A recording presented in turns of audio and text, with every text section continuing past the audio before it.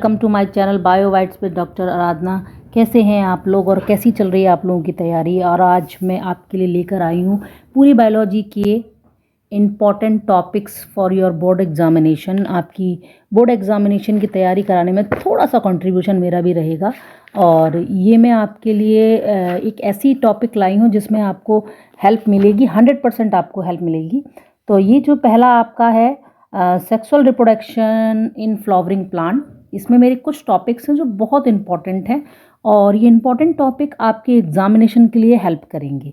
जैसे कि आपका पहला है माइक्रोस्पोरोजेनेसिस और मेगा स्पोरोजेनेसिस। ये दोनों ही टॉपिक विद डायग्राम्स आपको अच्छे से तैयार करने हैं। ये सारे के सारे वेरी इंपॉर्टेंट क्वेश्चंस हैं और ये आपको पक्का हेल्प करेंगे। नेक्स्ट है आपका स्ट्रक्चर ऑफ मेगा स्पोरेंजियम और ये मेगा स्पोरेंजियम आपको अच्छे से पढ़ना है।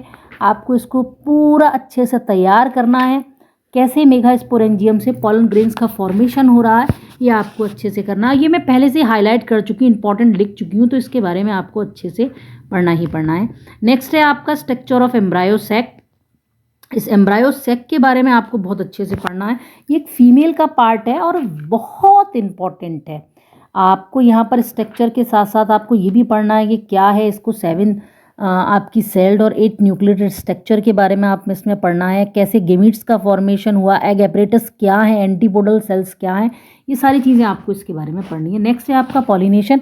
पॉलिनेशन के टाइप्स आपको यहाँ देखने हैं, ऑटोगेमी, एंटोगेमी, जेनोगेमी, इसके बारे में आपको पढ़ना है। पॉलिनेशन टर्म आपको अच्छे से समझना है, विद एग्जाम्पल आपको इसके साथ देखना है। इसके एडवांटेज और डिसएडवांटेज भी आपको देखने हैं और एग्जाम्पल्स जो एनसीईआरटी में दिए हुए हैं वो आपको यहाँ पर देखने हैं। जैसे वाटर पॉलिनेशन वाली कहानी आपको यहाँ देखनी है, आपको विंड पॉलिनेशन वाली देखनी है और इसके साथ साथ आपको हाइड्रोला, जोस्ट्रा, ये सारी चीज़ जो वेलिशनेरिया, ये जो वाटर प्लांट्स हैं, इनके बारे में भी आपको अच्छे से देखना है। नेक्स्ट है आपका आर्टिफिशियल हाइब्रिडाइजेशन, जिसमें आप इमैक्सुलेशन और बैगिंग को बहुत अच्छे से पढ़ेंगे। और इमैक्सुलेशन और बैगिंग हम क्यों करते हैं ये भी आपको अच्छे से देखना है। डबल फर्टिलाइजेशन आपको बहुत अच्छे से देखना है। डबल फर्टिलाइजेशन है क्या, डबल फर्टिलाइजेशन से क्या होता है। एक सिंगल एम्ब्रायो सैक के अंदर 2 फ्यूजन्स आपको यहाँ समझने हैं, आपका ट्रिपल फ्यूज़न और आपका डबल फ्यूज़न आपको अच्छे से देखना है। और उसके बाद का रिजल्ट क्या होता है, एंडोस्पर्म्स कैसे बनते हैं, पैन क्या है, ये सारी चीज़ें आपको यहाँ समझनी है।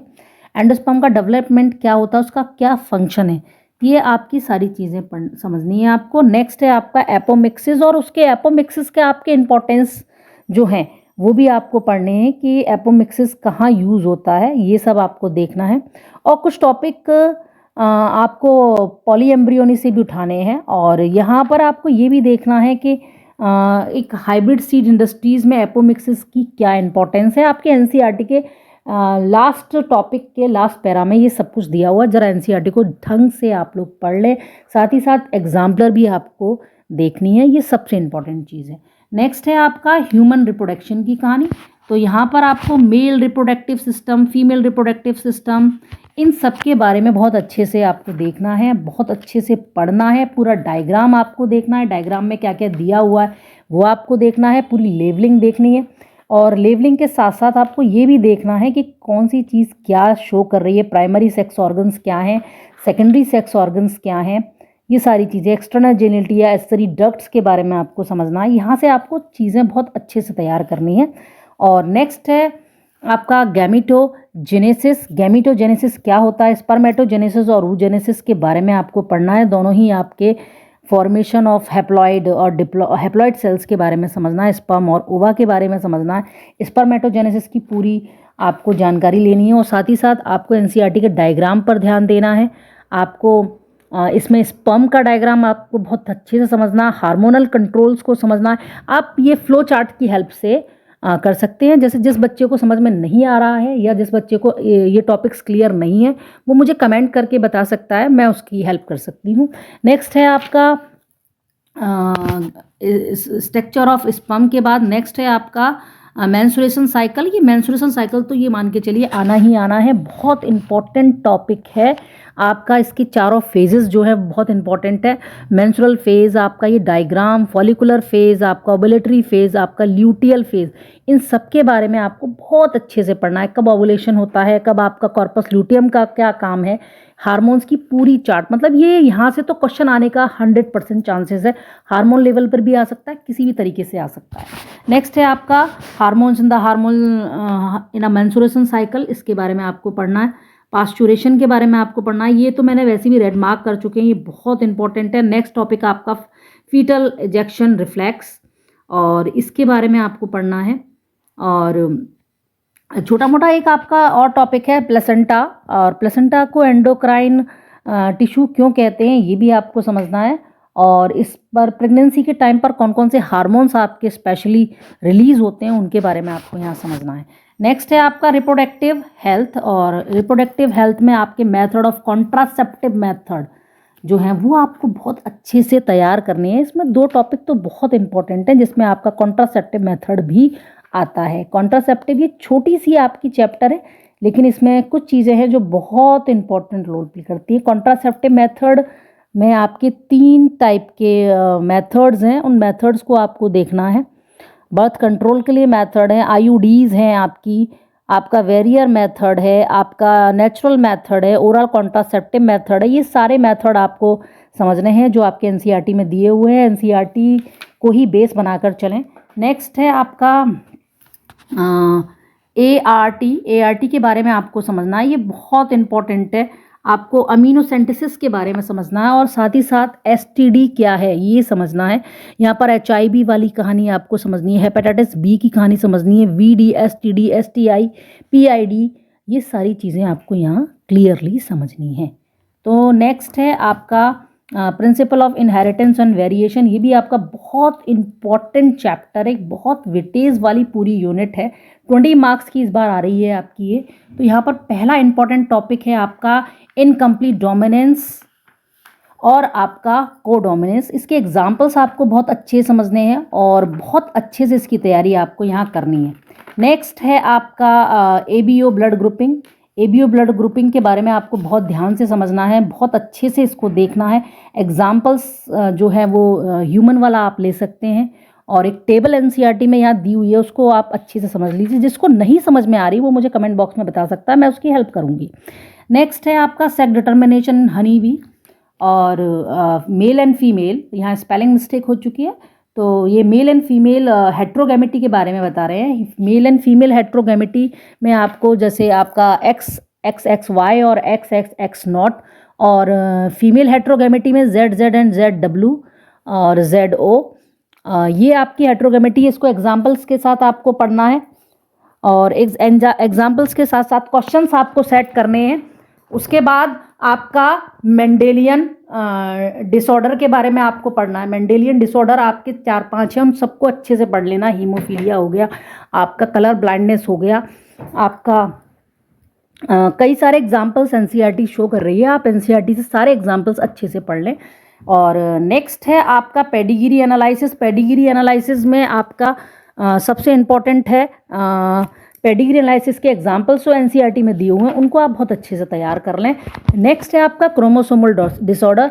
ये 3 डिसऑर्डर यहाँ पर दिए हुए हैं, तीनों डिसऑर्डर के बारे में आपको समझना। डाउन सिंड्रोम, डाउन सिंड्रोम, आपका कैलीफिल्टर सिंड्रोम्स और आपका ट्यूनर सिंड्रोम, ये तीनों सिंड्रोम्स आपको बहुत अच्छे से तैयार करने हैं। इनके कैरेक्टर्स, इनके सिम्टम्स आपको देखने हैं, और कॉज भी देखना है साथ ही साथ।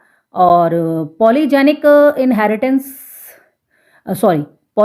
ट्रेट्स इन ह्यूमन बींग्स, और यहाँ ट्रेट्स की स्पेलिंग है जो गलत हो चुकी है, तो ज़रा आप लोग पॉलीजेनिक ट्रेट्स के बारे में अच्छे से पढ़ लें। ये 2 टॉपिक नए हैं और दोनों ही बहुत ही इंपॉर्टेंट है, और ये आने के चांसेस रहते हैं। पॉलीजेनिक इनहेरिटेंस में आपको स्किन वाला एग्जाम्पल अच्छे से देखना है, और जो पैलियोट्रॉफी है उसमें आपको टायरोसिन वाला एग्जाम्पल बहुत अच्छे से देखना है, और ये दोनों ही एग्जाम्पल्स जो हैं वो आपके अच्छे हैं। नेक्स्ट है आपका मॉलिकुलर बेसिस ऑफ इनहेरिटेंस, इसके बारे में आपको देखना है। डबल हेलिक्स डीएनए स्ट्रक्चर को देखनी है, डीएनए रिप्लिकेशन जो है वो आपको अच्छे से पढ़नी है। डीएनए रिप्लिकेशन बहुत इंपॉर्टेंट है।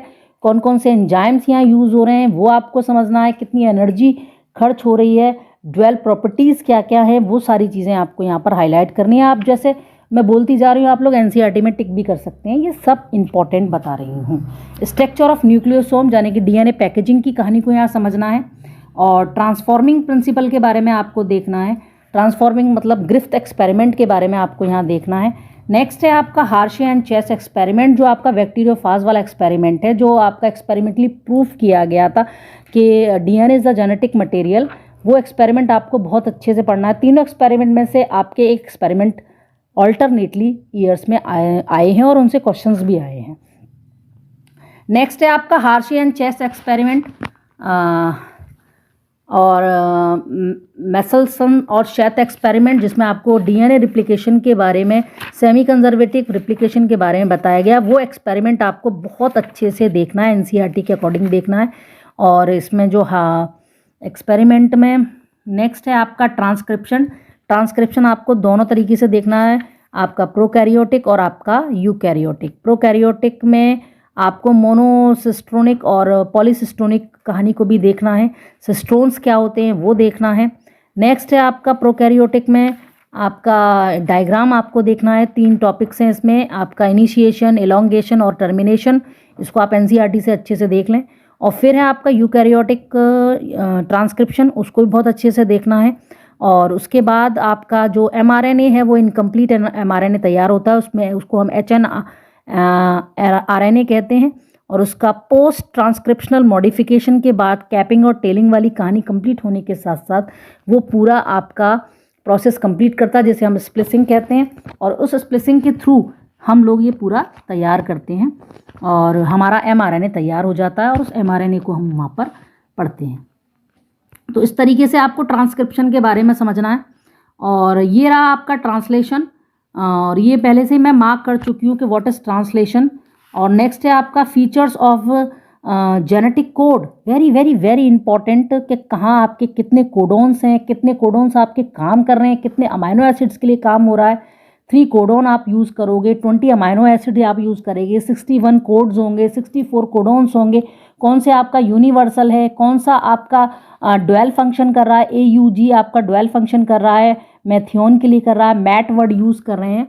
तो इस तरह से एक आपकी टेबल एनसीईआरटी में दी हुई है, आपको ये देखना है स्टॉप कोडोन कौन से हैं और स्टार्ट कोडोन कौन सा है। तो इस तरीके उसके बाद आप पढ़ेंगे इसमें स्ट्रक्चर ऑफ टीआरएनए का डायग्राम आप पढ़ेंगे, एंटी कोडोन लूप्स क्या होते हैं, अमाइनो एसिड एक्सेप्टर्स क्या होते हैं, ये सारी चीज़ें आप पढ़ेंगे। इसकी स्ट्रक्चर आप अच्छे से देखेंगे। नेक्स्ट है आपका लेकोपोरॉन, और ये लेकोपोरॉन मतलब जीन एक्सप्रेशन की कहानी को रिप्रेजेंट कर रहा है कि कैसे आप ओपोरॉन को यूज़ करेंगे, किसने यूज़ किया, जेबॉक और मोनोड ने ये वर्ड यूज़ किया था। और स्ट्रक्चरल जीन मतलब ओपोरॉन के कंपोनेंट्स क्या क्या होते हैं, जैसे आपका promoter, operator, regulator jeans, inducer. तो यहाँ पर हम लैक्टोज ओपोरॉन को यूज़ कर रहे हैं, और यहाँ पर 3 स्ट्रक्चरल जीन है ZYA, वहाँ हम इसको यूज़ कर रहे हैं। ऑपरेटर फॉर O यूज़ कर रहे हैं, प्रमोटर फॉर P यूज़ कर रहे हैं। और इस तरह से एक डायग्राम एनसीईआरटी में दिया हुआ है, उसको आप बहुत अच्छे से कर लें, वो वेरी वेरी वेरी इंपॉर्टेंट है। और नेक्स्ट है आपका गोल्स ऑफ HGP, जो आपको यहाँ पर अच्छे से समझनी है, गोल्स ऑफ HGP। और इसके अलावा आप गोल्स ऑफ HGP के बाद आप पढ़ेंगे डीएनए फिंगरप्रिंटिंग, और लास्ट एक टॉपिक जो मेरा मिस हो चुका था, डीएनए पैकेजिंग। तो ये सारी चीज़ें आपको पढ़नी है। स्पेशली मैंने उनको IMP से अलग से दिखा दिया है आप लोगों को, तो ज़रा अच्छे से इसको देख लें।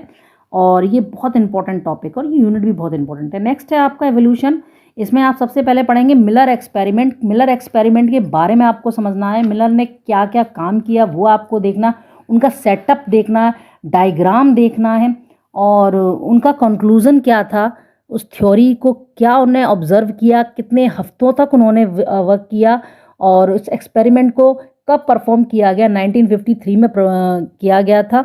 और उनका क्या सेटअप था, उसने क्या लिया, क्लोज फ्लास्क लिया था, उसमें आपका CH4, H2, NH3, water vapour, और साथ ही साथ 800 डिग्री सेल्सियस का यूज़ किया था और इलेक्ट्रिक डिस्चार्ज भी यहाँ पर क्रिएट किए थे। एक प्रिमिटिव अर्थ का उन्होंने लैब में यूज़ किया था और ये इसका कंक्लूजन क्या था, उन्होंने क्या देखा, केमिकल जो आपका ओरिजिन था वो यहाँ पर आपका सपोर्ट कर रहा था, एक एविडेंस दे रहा था, वो सारी कहानी यहाँ पर देखने को मिली थी।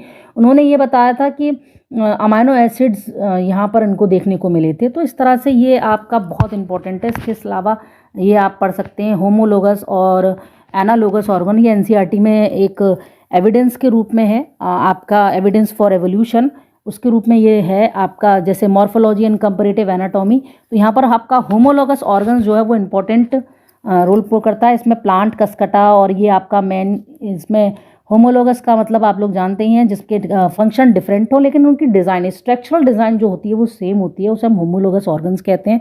तो फोर लिंग्स ऑफ सम एनिमल्स जैसे वेल्स, बैट, चीता, इन सब का आपको देखना है एनसीईआरटी के साथ।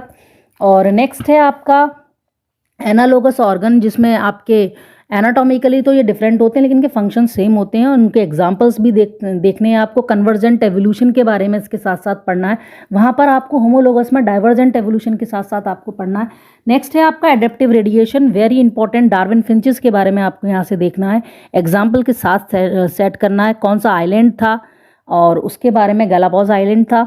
नेक्स्ट है आपका placental animal in the Australia, ये आपको अच्छे से देखना है। एक डायग्राम आपकी एनसीईआरटी में दिया हुआ है, प्लेसेंटल मैमल्स और ऑस्ट्रेलियन मार्सुपिल्स, इनके बारे में आपको देखना। मार्सुपिल्स ऑफ ऑस्ट्रेलिया एक आपका मार्सुपिल्स रेडिएशन के बारे में दिया हुआ, उसको आप अच्छे से देख लेंगे, ये बहुत इंपॉर्टेंट है। नेक्स्ट है आपका हार्डले विंगवर प्रिंसिपल, इसके बारे में भी आपको देखना है। और इसमें जीन फ्लो क्या है, जीन ड्रिफ्ट क्या है, म्यूटेशन क्या है, ये सब कॉजेज़ हैं आपके, कौन से फैक्टर अफेक्टिंग है जो आपके हार्डली विंगवर इक्विलिब्रियम को इफेक्ट कर सकते हैं। इसका इक्वेशन आपको तैयार करना है, p² + 2pq + q² = 1। आपको ये बताना है कि p क्या है, q क्या है, ये सारी चीज़ें आपको यहाँ एक्सप्लेन करनी है। और फिर है आपका evolution of man, very important. Evolution of man में आपको सबसे इंपॉर्टेंट चीज़ आपका कौन, ड्रायोपाइथस, आपका रामापाइथस, उनके फीचर्स, टाइम ऑफ ओरिजिन, उनकी क्रेनल कैपेसिटी के बारे में आपको पढ़ना है। होमो हेबिलस, होमो इरेक्टस, यहाँ से आपके चांसेस होते हैं कि आपका मैचिंग आ जाए, आपका सीक्वेंस असेंडिंग डिसेंडिंग आ जाए, कुछ भी आ सकता है, मतलब ये इंपॉर्टेंट है। नेक्स्ट है आपका एविडेंस फॉर एवोल्यूशन में स्पेलिंग थोड़ा गलत हो गई है। नेक्स्ट है आपका बायोलॉजिकल एवोल्यूशन। बायोलॉजिकल एवोल्यूशन में आपका बैक्टीरिया वाली कहानी आप पढ़ सकते हैं, एडेप्टिव रेडिएशन वाली कहानी आप पढ़ सकते हैं, आपका इंडस्ट्रियल मैनलिज्म की कहानी पढ़ सकते हैं, केमिकल रेसिस्टेंस की कहानी यहाँ पढ़ सकते हैं।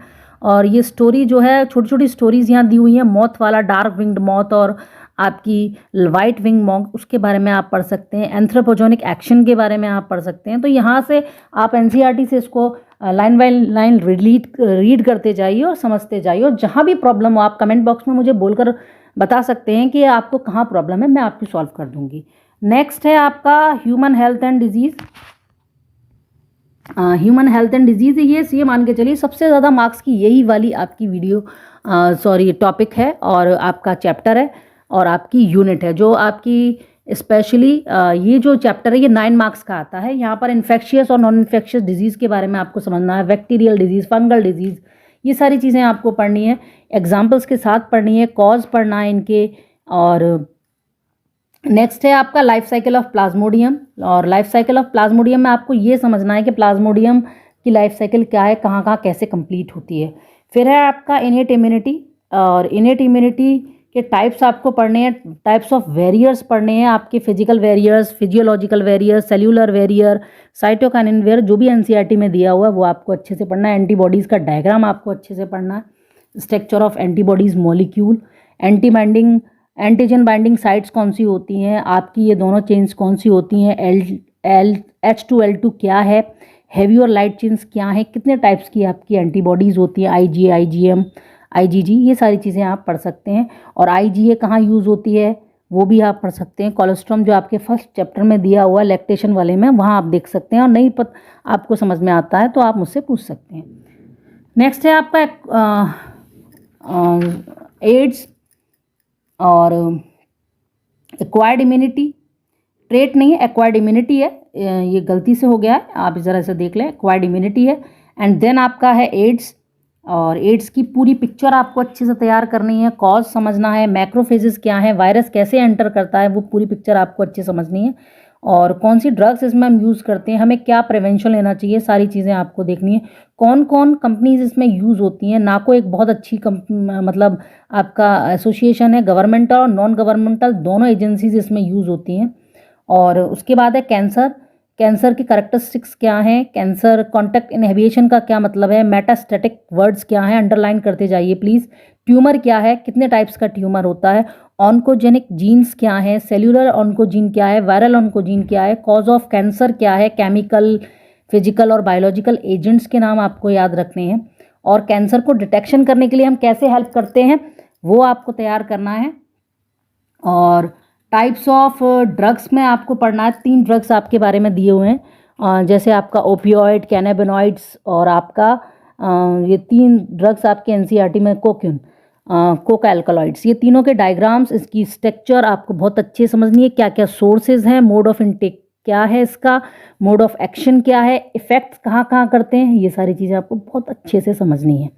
नेक्स्ट है आपका effect of drugs alcohol abuses prevent and control, ये आप नॉर्मली रीड भी कर लेंगे ना तो आपको तैयार हो जाएगा। यहाँ पर विड्रॉल आपका सिंड्रोम क्या है, डिपेंडेंसी क्या है, ये सारी चीज़ें आपको देखनी है। ये जनरल क्वेश्चंस यहाँ से आने के चांसेस रहते हैं, तो इसको अच्छे से कर लेना, एक रीड लगाओगे तो आपको अच्छे से हो जाएगा।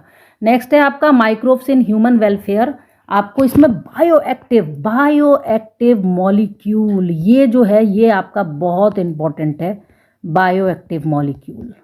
यहाँ से आपके हर साल आपके क्वेश्चंस आते हैं और ये बहुत इंपॉर्टेंट है। नेक्स्ट है आपका सीवेज ट्रीटमेंट, सीवेज ट्रीटमेंट आपको पढ़ना है, सीवेज ट्रीटमेंट क्या होता है ये आपको अच्छे से पढ़ना है। आपको स्ट्रक्चर ऑफ बायोगैस प्लांट के बारे में देखना है, फिर आपको microbes and bio control agents के बारे में आपको देखना है कि कैसे कहाँ हम लोग यूज़ करते हैं उसको, कौन कौन से एजेंट्स यूज़ किए जाते हैं। ये एनसीईआरटी से आप रीड करेंगे तो आपको समझ में आ जाएगा। और माइक्रोब्स एज बायो फर्टिलाइज़र, आपको यहाँ समझना है कि माइक्रोब्स का यूज़ हम बायो फर्टिलाइज़र में कैसे यूज़ करेंगे, वो चीज़ें आपको यहाँ समझनी। मैंने यहाँ पर रेड हाईलाइटेड कर रखा है, तो एनसीईआरटी से आप इसको अच्छे से देख लें और समझ लें कहाँ आपको क्या देखना है। नेक्स्ट है आपका बायोटेक्नोलॉजी प्रोसेस एंड आपका प्रिंसिपल और प्रोसेस आपको देखनी है। रिकॉम्बिनेंट टेक्नोलॉजी क्या होती है ये आपको देखनी है, उसके क्या क्या प्रिंसिपल्स हैं ये देखना है। 2 तरह के आपकी प्रोसेस होती हैं, जेनेटिक और आपका बायो केमिकल प्रोसेस, जिसे हम स्टेरिलाइजेशन मेथड भी कहते हैं। उसके अलावा आपको रिकॉम्बिनेंट टेक्नोलॉजी में सारे टूल्स आपको समझने हैं, रिस्ट्रिक्शन एंजाइम्स क्या है, लाइगेज क्या है, पॉलीमरेज एंजाइम्स क्या हैं, ये सारी चीज़ें आपको यहाँ देखनी है। वेक्टर का यूज़ हम कहाँ करेंगे, नेमिंग इसकी कैसे करेंगे। नेक्स्ट है आपका जेल इलेक्ट्रोफोरेसिस, जेल इलेक्ट्रोफोरेसिस मतलब separation and isolation of DNA fragments की टेक्निक है, जहाँ हम जेल इलेक्ट्रोफोरेसिस का यूज़ करेंगे। और कौन सा आपने जेल यूज़ किया है, एग्रोस जेल यूज़ किया है, और कौन सा स्टेनर यूज़ किया है, कैसे आप स्टेनिंग प्रोसेस करेंगे। एथिडियम ब्रोमाइड आप हाईलाइट कर लीजिए, यूवी रेडिएशन आप हाईलाइट कर लीजिए, इल्यूशंस आप हाईलाइट कर लीजिए। तो ये यहाँ से क्वेश्चन आने के पूरे चांसेस होते हैं। डाउन स्ट्रीम प्रोसेस क्या है आपका वो तैयार करना है। और लास्ट है आपका क्लोनिंग वेक्टर, क्लोनिंग वेक्टर का पूरा डायग्राम आपको अच्छे से समझना है। ये मान के चलिए कि ये सबसे इम्पॉर्टेंट है। आपका ये जो आपको दिख रहा है ना, ये इंपॉर्टेंट मैंने लिखा हुआ है। क्लोनिंग वेक्टर में आपका ये डायग्राम बहुत अच्छे से आपको समझना है। इसमें PBR 322 का पूरा आपको समझना है कि what is P, what is B, what is R, 322 क्या है, रिस्ट्रिक्शन साइट्स क्या हैं, कौन कौन सी रिस्ट्रिक्शन साइट्स हैं, इनके बारे में आपको समझना है। नेक्स्ट है आपका biotechnology and its application, genetically modified organism आपको समझने हैं। मतलब आप पहला ये बायोटेक्नोलॉजी का पहला चैप्टर अच्छे से समझना, उसके बाद आपको ये समझना है, ये बहुत इंपॉर्टेंट है। और BT कॉटन के बारे में आपको समझना है। RNA इंटरफेरेंस के बारे में आपको समझना है। जेनेटिकली इंजीनियर्ड इंसुलिन, इससे क्वेश्चंस आते ही आते हैं। ये सारे इंपॉर्टेंट टॉपिक्स हैं जो मैंने biopsy, gene therapy, molecular diagnosis जिसमें PCR, आपका रिकॉम्बिनेंट टेक्नोलॉजी, आपकी एलाइजा यानी कि enzyme linked amino sorbent test है, ये आपको देखना है। नेक्स्ट है आपका जीन थेरेपी और मॉलिकुलर डायग्नोसिस। उसके बाद जो आपको देखना है वो है आपका organism and population. Organism population में एज प्राइमेट्स को आपको पढ़ना है। एज प्राइमेट्स क्या हैं वो आपको देखने हैं। ये एज प्राइमेट्स आपको मैं दिखा रही हूँ। फैक्टर अफेक्टिंग पॉपुलेशन डेंसिटी के बारे में आपको देखना है। आपका ग्रोथ मॉडल्स, 2 तरह के ग्रोथ मॉडल्स यहाँ दिए हुए हैं, उनके बारे में आपको समझना है। नेक्स्ट आपका ब्रूड पैरासिटम, जिसमें आपका क्रो और कोयल वाली स्टोरी है, वो आपको अच्छे से समझना है।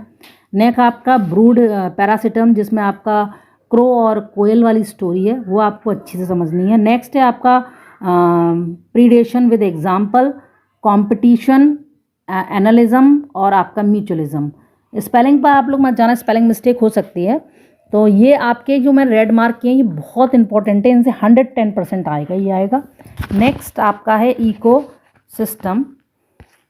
तो इकोसिस्टम में आपका decomposition, food chain, productivity very important, उसकी जो यूनिट है वो आपको अच्छे से तैयार करनी है। पॉन्ड इकोसिस्टम, इकोलॉजिकल प्राइमेट्स, ये ऐसे टॉपिक्स हैं जिनसे आते ही आते और आया है अब तक, ये सारा आपको अच्छे से तैयार करना है। और लास्ट है आपका बायोडाइवर्सिटी एंड कंजर्वेशन। तो बायोडाइवर्सिटी के बारे में समझना है, इंपॉर्टेंस ऑफ स्पीसीज डाइवर्सिटी के बारे में समझना है, स्पीसीज एरिया रिलेशनशिप के बारे में समझना है, यहाँ पर कॉज ऑफ बायोडाइवर्सिटी लॉसेस के बारे में समझना है, रीज़न ऑफ बायोडाइवर्सिटी कंजर्वेशन, और लास्ट आपका इन सीटू और एक्स सीटू कंजर्वेशन में कंपैरिजन भी आ जाता है। और इन सीटू और एक्स सीटू में आपको ये भी देखना है कि कौन कौन से इसमें पार्क आ रहे हैं, क्या है ये सारी चीज़ें। कॉन्सेप्चुअल क्वेश्चंस और केस बेस्ड क्वेश्चंस आने के यहाँ से चांसेस रहते हैं। तो एक डाटाबेस एंट्री यहाँ आपको देखनी है, रॉबर्ट मे के बारे में आपको अच्छे से पढ़ना है। तो ये चीज़ें आप अच्छे से रिमेंबर करते जाएं कि जेनेटिक डाइवर्सिटी क्या है, स्पीसीज डाइवर्सिटी क्या है, इकोलॉजिकल डाइवर्सिटी क्या है, और वेस्टर्न घाट ईस्टर्न घाट वाली कहानी क्या है। तो ये इस तरीके से आपको यहाँ से पूरा अच्छे से तैयार करना। और ये सारी चीज़ें बताने के बावजूद भी अगर आपको ऐसा लगता है कि जो कोई भी टॉपिक, कोई भी चीज़ आपको क्लियर नहीं हुई, आप कमेंट बॉक्स में कमेंट करें और मुझसे पूछ लें, मैं आपको वो सारी चीज़ें पर्सनली व्हाट्सएप पे बता सकती हूँ और समझा सकती हूँ। और thank you for watching my video. Please आप इसे फॉरवर्ड करें, आप इसको सब्सक्राइब करें और मेरी गलतियों को भी बताएं और मेरी अच्छाइयों को बताएं। Thank you.